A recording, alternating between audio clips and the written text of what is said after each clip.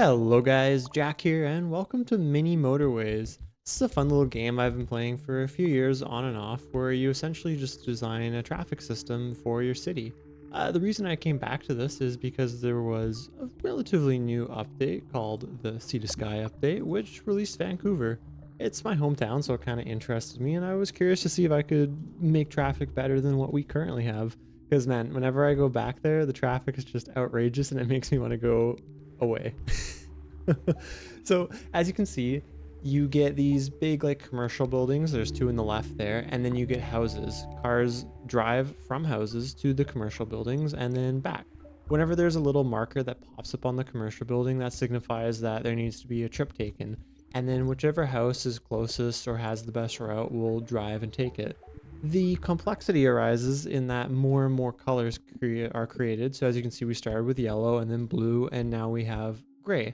The cars will kind of get in the way of each other too because they're all starting to go to different places. So if you have really messed up, inefficient roadways, you'll start to get into trouble because your cars will be not hitting each other, but getting each other's way, slowing each other down. And then the trip markers on the commercial places will build up, and get higher. And then as they get to the maximum level, the commercial place will go red, flash, and then the game will be over because people weren't able to make it to their destination in time. Therefore, that means you made a shitty traffic system. So as you can see, we started off with the yellow there. I made a little neighborhood, have a direct road to the three yellow commercial areas that are in a row. Then blue came and we got a nice little blue section there. All of them feed onto the same road. And I'm just sharing the system with yellow because it's pretty close. And then gray is also sharing there. One of the ways you can play this game is trying to separate all the traffic so that, you know, all of the yellow traffic, there's only yellow cars on that road, or all of the gray cars only has gray cars on the road. And that can be fairly effective, but it's a bit of a cheese in my opinion, because in a real, you know, traffic system, that's not how it works. So this was my attempt at playing without separating out the colors and kind of keeping them together and trying to make a traffic system that makes sense. I would say that the Vancouver map is fairly challenging. As you can see where you start, it's pretty narrow because it's confined by Vancouver Harbor and False Creek. And then, you know, up where there would be Stanley Park, you still have a building. So you're on a bit of a narrow peninsula. There's also mountains to the north, which limit what happens up there. And then, of course, you have to go across the water. You know, you have to make your own first and second narrows bridges. There's different blocks you can use. Of course, there's the default road blocks. There's also roundabouts, which are a good way at kind of spreading out traffic. There's traffic lights, which I don't think are too great, and I don't actually use any of them. There's bridges, which you can see up in the north there, connecting the blue houses, or I guess the turquoise houses together, which of course, you know, bridge goes over water. And then finally, really important one is the motorways. You can see there's two. They each have I guess it's kind of an interstate symbol on them, a 1 and a 2. And when cars are on those, they actually drive slightly faster than a roadway, which is good. And then they also can go over top of buildings, roads, bridges, anything. You know, they can also cross over water, which is really important. They cannot go over mountains, which are the kind of white things in the north of the map, but it's not too important because we don't have anything that needs to go through the mountains. One thing, of course, you'll have noticed is that when you start, the area is really small, and then as you keep playing, it slowly expands outward and outward, creating larger and larger areas. And of course, you have to get traffic to like farther away places. Sometimes your houses spawn on the opposite sides of the map, and it can start getting a little complicated. You can change the speed. I usually play on fast forward, and then like you can see here, when I need to build, I just pause the game and put it all together. Of course, if you wanted a challenge, you could like leave it on normal speed and not pause it, but that can get kind of messy because sometimes when a really out of the way commercial place spawns, you have to kind of redesign your base a little bit. Here you can see we go for a really aggressive motorway. And some of the things you can do, of course, is delete a block and redesign it. And when that's happening, they go into a kind of ghost shade.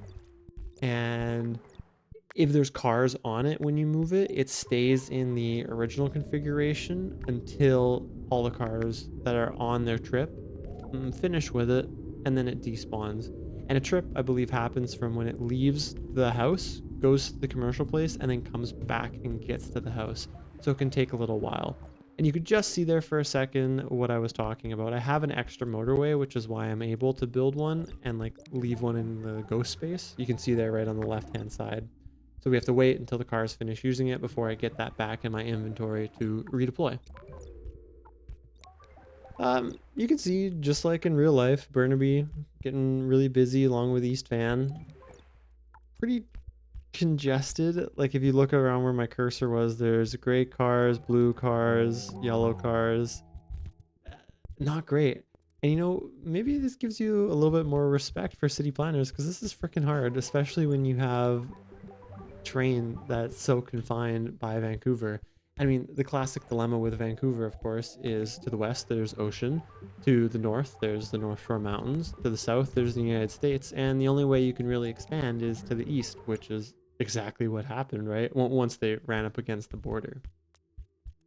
I mean, it kind of makes sense too, because if you take a look at Vancouver, it's really just nice flat land that's all developed from the Fraser River depositing sediments, along with a few patches of rock and things like that.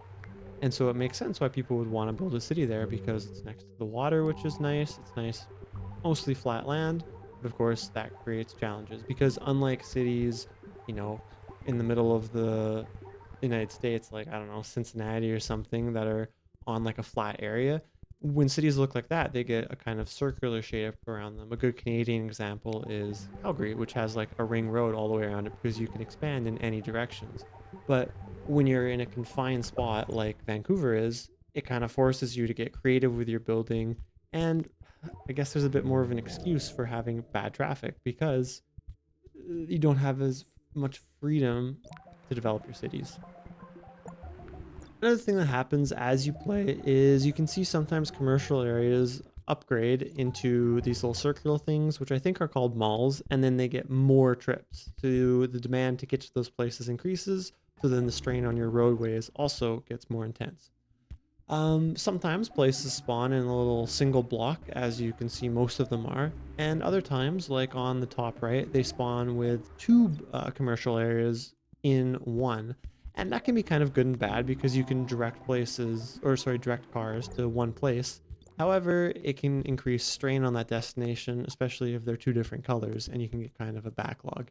As you can see, we're kind of at the beginning of the end here. If you look on the left-hand side next to the for sign for my motorway, that yellow mall is getting kind of busy. The little circles are slowly creeping up and starting to complete. And then on the north, those yellow ones are starting to go gray. So they've actually filled up their little circle and they're on like the final death tick cycle, which is not good. Kind of struggled with it because my yellows are so far away and then the other one, the blue, need to go by it, and this, so it just got really congested and was hard to do anything with it. I try to save it by building some more roadways, putting a little roundabout here, but it's just too late and I didn't have a chance. If this game interests you at all, you can pick it up on Steam and it's pretty fun. Thanks for watching. Take care.